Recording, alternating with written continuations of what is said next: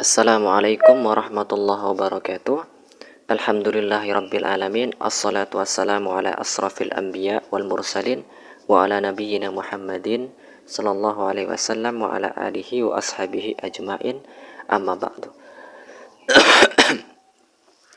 Alhamdulillah, kita dikasih kesempatan oleh Allah, kita lanjut untuk mengkaji kitab Matan Abu Suja. Sekarang kita masuk pada bab furudul wudu, yaitu adalah fardu-fardunya wudu, hal-hal yang wajib dalam hal wudu.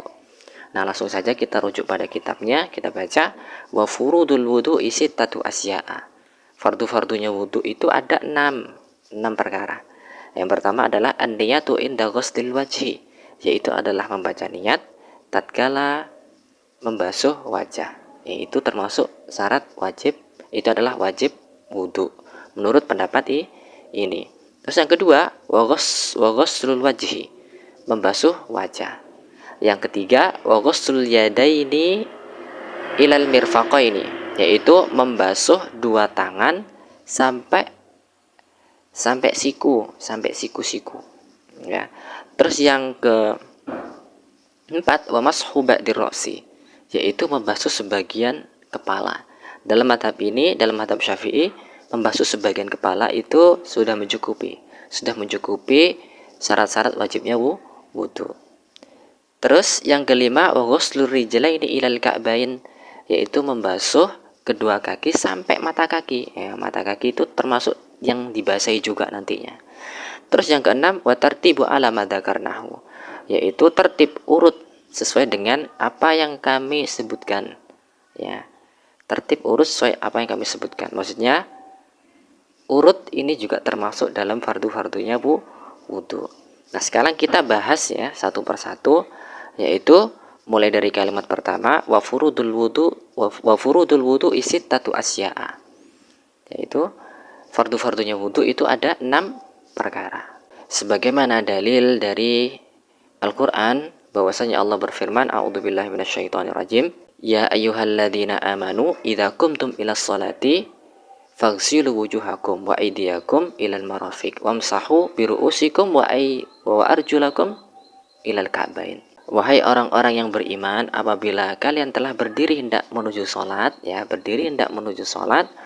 maka basuhlah wajah kalian dan juga tangan kalian sampai siku, dan juga usaplah kepala kalian dan juga kaki kalian sampai mata kaki. Terus di dalam Al-Quran kan disebutkan, dalilnya kan hanya disebutkan 4 saja, membasuh wajah dan juga membasuh tangan hingga siku, membasuh kepala, mengusap kepala dan juga kaki sampai mata kaki, kan cuma 4 bagian. Kenapa di mazhab Syafi'i kok bisa disebutkan ada 6?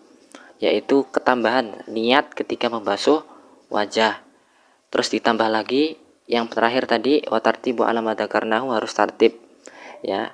Alasannya kenapa kok dalam mazhab Syafi'i ada 6 sementara Al-Qur'an kok menyebutkan hanya 4 saja? Alasannya ini adalah suatu ijtihad sesuai dengan kemampuan berpikir seorang imam mujtahid. Sebagaimana kalau kita bahas tentang niat tidak ada di Al-Qur'an, tidak disebutkan di situ. Tapi secara umum bahwasanya amalan sesuatu ketika tidak disertai dengan niat, maka amalan itu tidak sah. Sebagaimana kata Nabi sallallahu alaihi wasallam, innamal a'malu binniyat, sesungguhnya amal itu tergantung dengan niatnya. Di sini di dalam mazhab Syafi'i harus niat ketika membasuh wajah.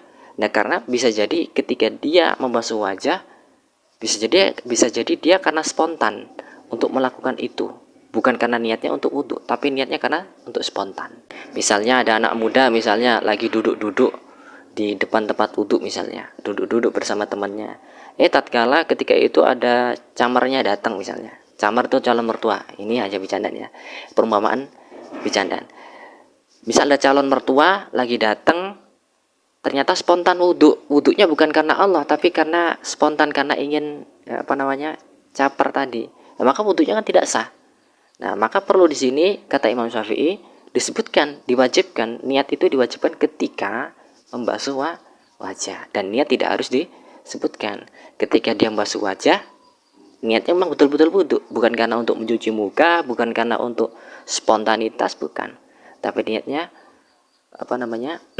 untuk wudu. Disebutkan harus wajib di sini dikarenakan takut, untuk kehati-hatian dikarenakan takutnya wudhu bukan karena Allah Ta'ala, tapi karena hal-hal yang saya sebutkan tadi. Makanya lebih amannya ya memang ketika basuh wajah ya niat saja, ya, insya Allah itu lebih afdal. Dan juga Imam Syafi'i juga menjelaskan ya, tartib tidak ada di Al-Quran. Memang tidak ada di Al-Quran. Lagi-lagi ini adalah ijtihad dari kemampuan seorang imam mujtahid. Memang tidak disebutkan tartib di situ, tapi ayat Al-Qur'annya menyebutkan tartib. Tapi ayat Al-Qur'annya menyebutkannya secara tartib. Disebutkan mulai basuh muka dulu, wajah, lalu tangan, lalu kepala, lalu kaki. Disebutkan secara urut. Maka Imam Syafi'i beristihad bahwasanya ya harus tartib. Nah, sesuai dengan apa yang ayat Al-Quran sebutkan secara tartib. Kalau misal seseorang wudhu dimulai dari kaki dulu, ya maka ini tidak sah. Karena ayatnya urutannya begitu, mulai dari wajah, tangan, kepala, lalu kaki. Lalu kita masuk pada poin kedua, yaitu syarat kedua. Tadi kan yang pertama kan niat ketika basuh muka. Sekarang yang kedua, wa ghuslul wajhi, membasuh wajah. Dan juga niat itu tidak harus disebutkan, tidak harus dilafadzkan, cukup dalam hati saja. Tapi kalau misal mau dilafadzkan, maka itu boleh-boleh saja. Itu sah-sah saja, tidak mengapa. Walaupun mau niatnya itu mau disebutkan, mau dilafalkan. Tapi jangan menganggap itu adalah wajib, karena Nabi tidak mengajarkan untuk melafalkan terhadap niat-niat seperti itu. Tapi kalau misal mau melafalkan itu boleh, untuk memantapkan hati. Dan itu bukan bid'ah loh ya. Tidak seperti yang saudara-saudara kita katakan, itu bukan bid'ah, tapi boleh. Ketika kita mengucapkan niat itu boleh. Tapi kalau kita sudah meyakini bahwasanya mengucapkan niat itu adalah wajib, nah maka itu masuk dalam perkara bid'ah. Tapi kalau hanya untuk mantapkan hati dan hanya meyakini bahwasanya itu adalah boleh saja, maka itu hukumnya ya boleh, bahkan sangat dianjurkan. Dan itu termasuk bisa jadi termasuk dianjurkan ketika dia memiliki penyakit was-was. Tapi ketika tidak memiliki penyakit was-was, maka cukup dalam hati saja sudah boleh. Tapi bagaimana kalau misal niatnya itu masih jauh, misal masih dalam masjid, ketika dia keluar mau hendak wudhu, ya boleh-boleh saja dia mengucapkan niatnya dalam masjid, lalu dia keluar. Tapi hendaknya ketika dia mengucapkan, kalau ingin mengucapkan niat, ya ketika hendak wudhu, ketika hendak membasuh wajah. Kenapa bisa demikian? Karena orang ketika sudah membasuh wajah, maka dia sudah tidak memiliki kegiatan lain kecuali wudhu.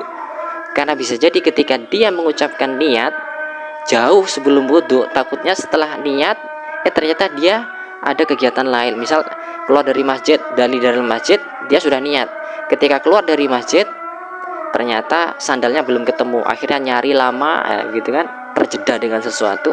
Maka lebih afdolnya, lebih baiknya ketika hendak wudhu, dan lebih afdol lagi ketika dia membasuh wajah. Dan tidak perlu diucapkan. Kalau misal pas basuh wajah kemudian diucapkan, ya nanti ribet, basuh wajah lah sambil ngucapin sesuatu.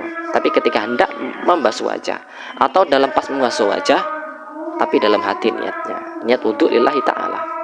Terus kita masuk pada bab kedua, poin kedua, yaitu apa? Yaitu adalah ghuslul wajhi, membasuh wajah. Dan membasuh wajah ini cukup satu kali itu sudah sah. Ya, satu kali sudah sah. Lalu bagaimana kalau misal 3 kali? Ya, itu sunnah. Nanti masuk pada bab selanjutnya, yaitu sunnah-sunnah wudhu. Sekarang kita bahas tentang yang wajib-wajib dalam hal perkara wudhu. Dan itu mengusap 1 kali sudah cukup. Nah, perbatasan wajah itu apa? Perbatasan wajah itu adalah mulai dari wajah yang secara umum ya, mulai dari ujung rambut sini sampai telinga juga termasuk, sampai batas telinga ini ya, bukan termasuk telinga ya, mulai dari wajah, ujung rambut ini, batas telinga sampai dagu. Ya, kalau misal ada jenggotnya di sela-sela boleh, tapi itu termasuk sunnah. Kalau misal janggutnya itu terlalu lebat, ya cukup di permukaan ini sudah mencukupi, tapi lebih afdolnya di sela-sela. Nah, apalagi kalau jenggotnya tipis, ya harus kulit-kulitnya itu yang dalam jenggotnya itu juga ikut basah. Kulit luar loh ya, bukan kulit dalam sini. Bercanda ya. Kenapa bisa demikian? Karena Nabi karena Nabi itu dulunya juga dalam sunnah-sunnah Nabi itu, dalam kegiatan-kegiatan Nabi, perbuatan Nabi sering menyela-nyela jenggot. dan itu termasuk sunnah muakkad, sunnah yang ditekankan. Kenapa bisa demikian? Karena lebih afdolnya anggota wudhu itu yang membasahinya secara sempurna, membasahinya di sela-sela begini kan sempurna, maka termasuk sunnah muakkadah. Lalu kita masuk pada poin ketiga, yaitu ghusl yadaini ilal mirfaqaini, membasuh dua tangan sampai pada siku. Dan ini juga dibasuh hanya satu kali sudah cukup, dan 3 kalinya termasuk sunnah. Dan kita akan bahas di bab sunnah-sunnah wudhu. Kalau misal ada lukanya di tangannya, apakah boleh kita lewati? Ya, sebaiknya diusap dulu semampunya, dipopok ini. Tidak perlu dibasahi sama perbannya, tidak perlu. Cukup diusap-usap begini, ya, diusap begini. Atau kalau diusap-usap begini sakit banget, itu dilewati begini juga tidak ada masalah, ya kan? Terus kita masuk pada poin ke berapa? Keempat, yaitu wa mashu ba'dir ra'si, membasuh sebagian ke kepala, yaitu membasuh sebagian kepala. Dan dalam mazhab Syafi'i itu membasuh sebagian kepala saja sudah cukup ya untuk melakukan wajib wudhu, ya, termasuk juga wajib-wajibnya wudhu. Tapi dalam sunnah-sunnah wudhu nanti kita akan bahas, ya kan, yang sunnahnya lebih afdol semuanya, termasuk telinga. Dalam beberapa madhab lain kepala langsung telinga. Dalam madhab Syafi'i kepala telinganya dengan bima'in jadidin, dengan air yang baru.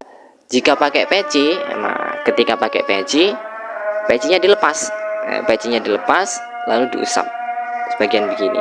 Sunnahnya seluruhnya begini, ya, kalau pakai peci, kecuali pecinya susah dilepas, tapi jarang ada peci susah dilepas, ya. Lalu kita masuk pada poin kelimanya, ghuslu rijlaini ilal ka'bain, membasuh dua kaki sampai mata kaki, ya, membasuh dua kaki sampai mata kaki. Mata kaki juga termasuk sesuatu yang dibasahi, bukan di bawah mata kaki, ya, tapi termasuk mata kaki juga termasuk basah, dan juga sampai bagian bawahnya kaki. Terus poin ke-6-nya adalah wa tartibu ala ma dzakarnahu, tertib sesuai dengan apa yang kami sebutkan dalam kitab tersebut. Tertib termasuk wajib, jadi ada 6, ya, dan ke-6-nya adalah tertib, harus tertib, karena dalilnya mengatakan tertib, bukan mengatakan tertib secara teks, tapi secara makna, secara penyebutannya tertib. Maka diistihatilah, disimpulkanlah secara biar gampang dipahami umat, tertib termasuk syarat wajib wudhu. Tidak tertib maka wajibnya gugur, maka wudhunya tidak sah. Nah, demikian, semoga bermanfaat. Subhanakallahumma wabihamdika asyhadu an la ilaha illa anta astaghfiruka wa atubu ilaik. Assalamualaikum warahmatullahi wabarakatuh.